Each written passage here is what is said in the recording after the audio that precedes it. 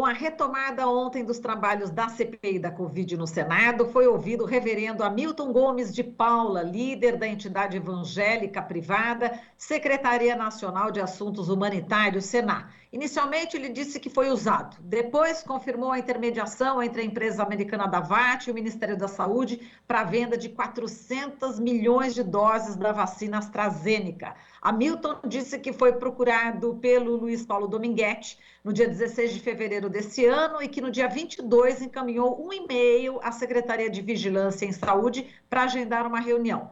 Com isso, a reunião foi marcada de forma relâmpago no mesmo dia. Ele encaminhou o e-mail, meio-dia e 39. Foi atendido às 4h30 da tarde, junto com o Dominguete e demais integrantes da Senar. Hamilton, ele negou qualquer encontro com o presidente da República ou com a primeira-dama Michele Bolsonaro e argumentou que a Senar foi usada de maneira ardilosa. Os senadores divulgaram uma conversa dele sobre possível encontro com Bolsonaro. Ele disse que foi bravata. Mas a gente vai discutir esse assunto nesse momento com o pastor e teólogo Ariovaldo Ramos, ele que é da coordenação da Frente de Evangélicos pelo Estado de Direito e apresentador do programa Daqui para Frente da TVT. É um prazer falar com você, pastor. Bom dia, seja bem-vindo. Bom dia, muito obrigado, privilégio estar aqui com vocês. Pastor, é o seguinte, o depoimento do reverendo Hamilton Gomes de Paula, ele foi, inclusive, de uma forma contraditória, né? De certa forma contraditório, teve respostas aí evasivas, senadores ficaram também bastante irritados, e aí o que acontece? Ele disse que não cometeu fraude, né? Ele pediu desculpa, ele chorou, falou que estava arrependido, mas os senadores aí estranharam, né, essa proposta da Davat, que era de $10 por vacina, o reverendo falava em $11 a vacina, aí eles desconfiaram que esse contrato do reverendo englobava aquele $1, né, que o Roberto Dias, ex-diretor do Departamento de Logística do Ministério da Saúde, teria pedido de propina, como denunciou o Dominguete. Reverendo negou, muitos senadores não acreditaram nessa história toda, que ele enviou e-mail, foi recebido sem qualquer indicação. O senador Randolfo Rodrigues chegou a dizer que é muito furada essa história, né? Como é que o senhor vê um pastor de uma igreja evangélica envolvido em caso de corrupção na compra de vacina? Bom, bom dia a todas e todos que nos ouvem. Com um grande lamento, é lamentável você ver um religioso envolvido em assuntos do Estado e ainda com toda essa sorte de desinformações, de desencontros, de versões suspeitas. É lamentável, lamentável sob todos os aspectos. Essa inter-relação entre Estado e religião é sempre ruim, é sempre negativa, é sempre abusiva. Eu concordo com os senadores que a versão apresentada pelo colega não tem nenhuma sustentação, não faz nenhum sentido, dá-nos a impressão de que, como disse inclusive um dos senadores, que ele está protegendo gente, que ele não foi sincero, ele não disse toda a verdade. E é lamentável, lamentável sob todos os aspectos. Exato. E qual que é esse impacto, né, para as igrejas evangélicas? A gente viu, inclusive, a participação da senadora Elisiane Gama, que é filha de um pastor evangélico. E ela se colocou ali, ela falou assim, olha, o meu pai, ela inclusive citou, né, algumas ações que o pai fez e tal, para ir a não sei quantas horas até chegar, né, aos fiéis, para dar uma palavra, inclusive de conforto, para ajudar efetivamente as comunidades mais pobres. E Elisiane falou que realmente uma atitude dessas, né, desse pastor, acaba contaminando, né, exatamente as outras igrejas evangélicas que não têm essa mesma postura. E como é que o senhor vê também o fato, né, desse posicionamento da Elisiane, se o senhor concorda com ela, e qual que é o reflexo, o impacto disso nas igrejas evangélicas, pastor Ariovaldo? Bom, eu concordo com ela em gênero, número e grau. É isso mesmo. A gente tem um ditado comum no Brasil, né, que é, já não se faz mais fulano ou ciclano como antigamente. É o caso.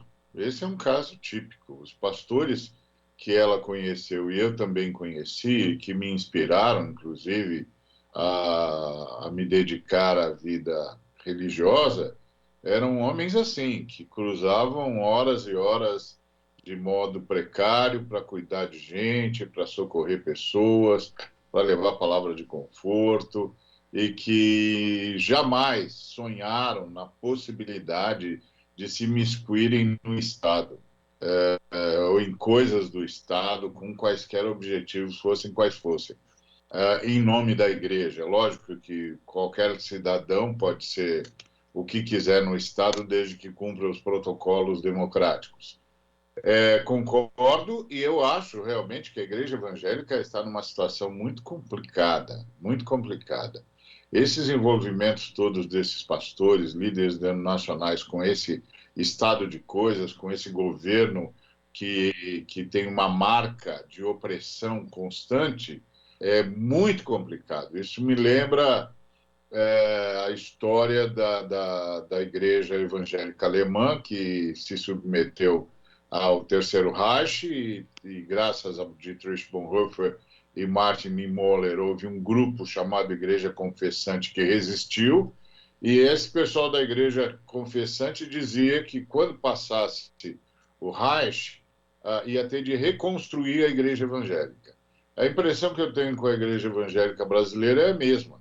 Quando terminar essa opressão toda, quando esse governo opressivo desaparecer, quando essa lógica opressiva sair do poder, nós vamos ter de reconstruir a igreja evangélica, porque os envolvimentos de pastores e líderes nacionais com esse Estado, eles são deletérios para a mensagem do cristianismo e eles são deletérios para a credibilidade da igreja evangélica. Então, isso é assustador, é lamentável. E, assim, o homem pedir perdão é o mínimo que a gente poderia esperar dele. Só que isso veio tarde. Isso veio muito tarde, porque certamente uma pessoa tem muitas chances de rever os seus atos e as suas posturas antes de chegar no limite máximo da onde não tem mais volta. Então, é assustador, é triste, é lamentável e realmente depõe contra a igreja evangélica, que, que sempre teve uma história de participação na história brasileira com recursos e com boa vontade e com disposição e com elementos sempre positivos. E agora nós temos aí uma crise de credibilidade graças a gente assim. Então, é lamentável sobre todos os aspectos.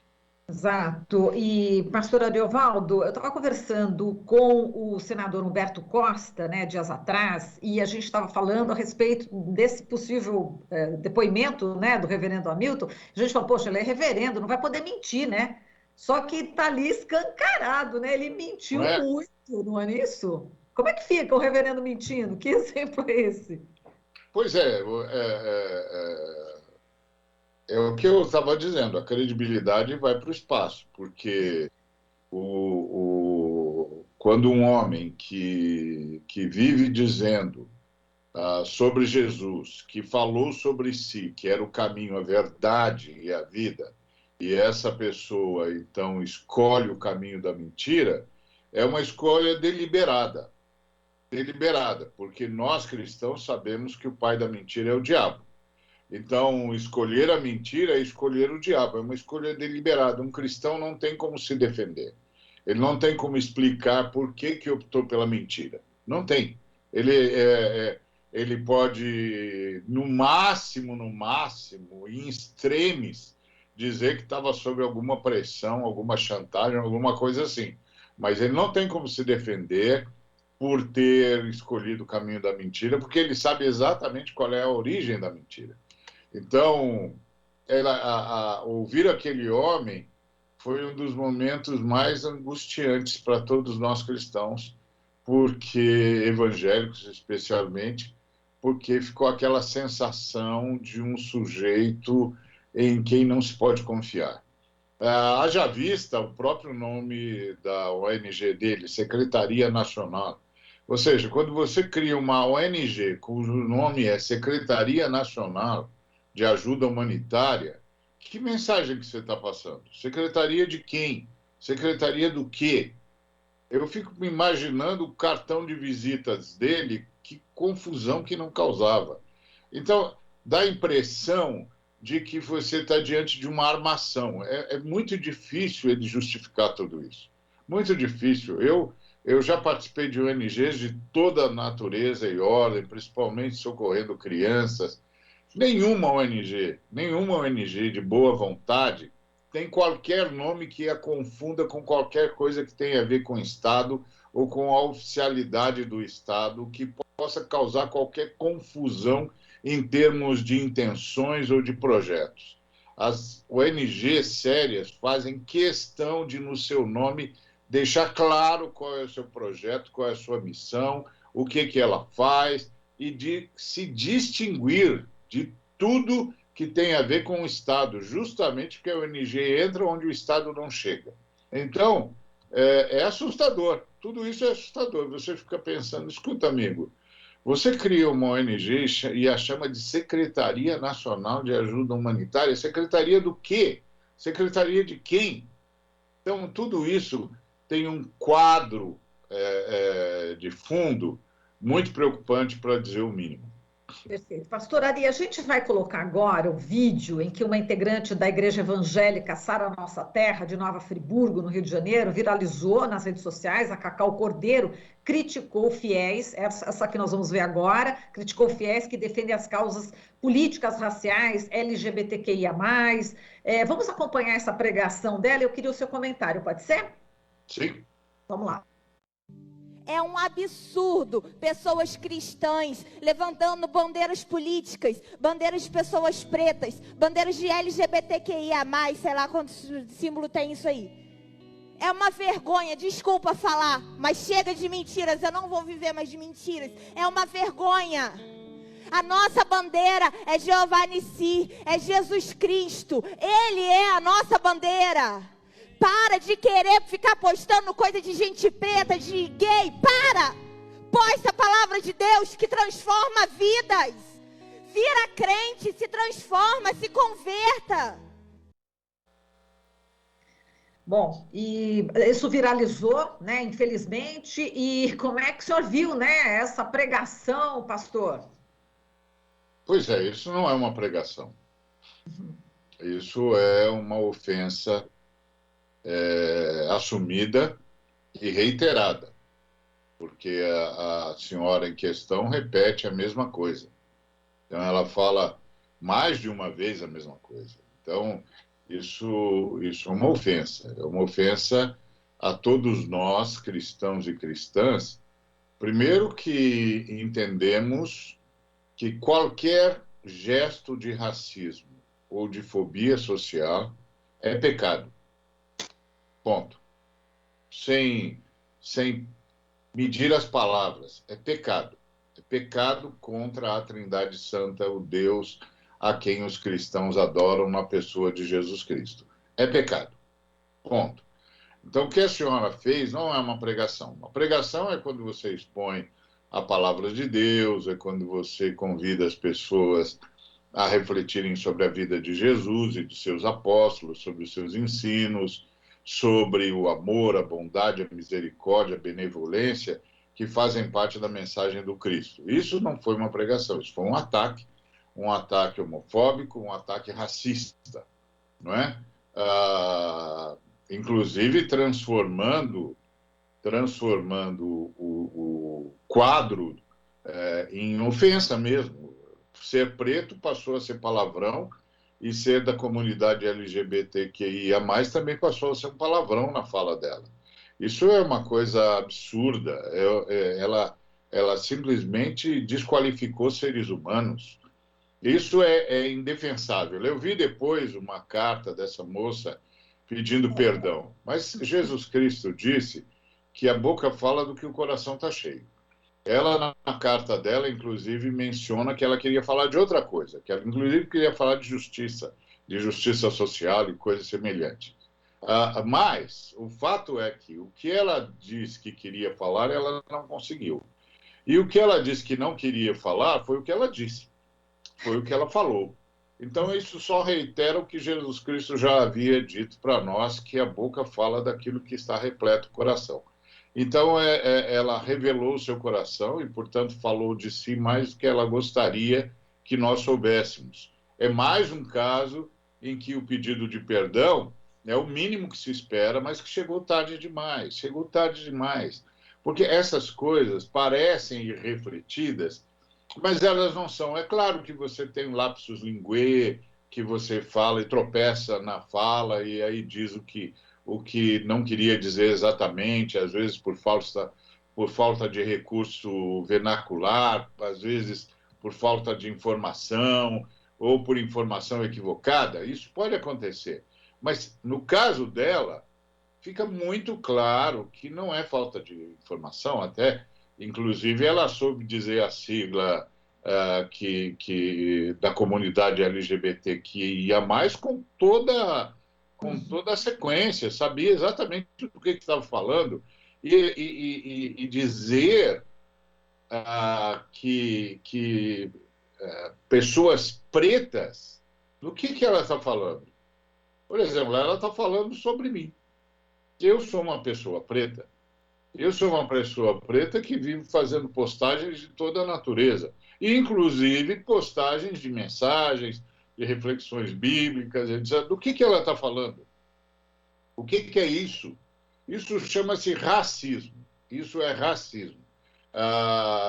Essa senhora, inclusive, não sei se ela foi indiciada, mas ela fez tudo para ser. Ela fez tudo para o ser. Exato. Só acrescentando, pastor Ari, a Polícia Civil abriu inquérito, né, depois de analisar esse discurso dela aí, enfim, e parece que deve haver consequências, é o que se espera, né, justiça, né, pastor? É o mínimo, porque, assim, esse tipo de fala, a gente é claro que a gente é traído pelo nosso ensino sobre misericórdia, sobre o que nós aprendemos sobre misericórdia, sobre bondade, benevolência, sobre perdão. Mas há um limite, não para o perdão do ser humano, mas há um limite para a tolerância para com o racismo e a agressão do ser humano ao seu semelhante. Há um limite que exige que os atos sejam cobrados na sua inteireza, ou seja, no seu significado mais profundo. Então, essa senhora até já tem o nosso perdão como ser humano, porque o Cristo é perdoador, a Trindade é perdoadora, mas o perdão ao ser humano não significa tolerância ao pecado humano, ao erro humano, à agressão humana. O ser humano tem de dar conta de suas agressões e de seus erros, de suas escolhas, principalmente quando essa escolha, quando essa fala, quando essa postura é contra o semelhante. Não só apenas contra o semelhante em particular, mas no caso dela, contra o semelhante de maneira geral. Ela fez uma classificação absolutamente genérica. Ou seja, não replique nada que tenha a ver com pessoas pretas ou com pessoas LGBTQIA+. Ela fez uma generalização que contém tudo e todos. Isso é um ato deliberado de agressão e é um ato deliberado de racismo e de fobias. Então, fobias sociais. Isso precisa ser avaliado, isso precisa ser levado às barras dos tribunais, isso precisa ser explicado. E, principalmente, isso precisa ser cobrado. Porque se você não cobra, você incentiva. Principalmente agora que a gente está aí diante de um surto neonazista sinalizado, tudo indica, pelo próprio presidente da República. Exatamente, pastor Ari. Inclusive, o Coletivo Negro de Nova Friburgo também soltou nota repudiando, evidentemente, essa atitude. E todos nós, né, repudiamos, né, pastor? Porque realmente é Ah, sim. inaceitável, E inaceitável. sabe qual é o pior? É que a maioria dos evangélicos são pretos. A maioria esmagadora dos evangélicos e evangélicas são pretos. Então, do que ela estava falando, meu Deus do céu? Então, tem de indiciar e ela tem de responder por isso, infelizmente, é claro. Nós não queremos ninguém tendo a sua vida prejudicada. Mas se você não quer ter sua vida prejudicada, você tem de amar o próximo como a si mesmo e não torná-lo alvo do seu ódio. Perfeito, pastor Ari. Olha, foi um prazer falar com o senhor. Volte sempre aqui no Jornal Brasil Atual, viu? Um forte abraço. Obrigado, igualmente. Até logo. Falamos aqui com o pastor e teólogo Ariovaldo Ramos, da coordenação da Frente de Evangélicos pelo Estado de Direito e apresentador do programa Daqui para Frente aqui da TVT. Você está ouvindo Jornal Brasil Atual. As notícias que os outros não dão.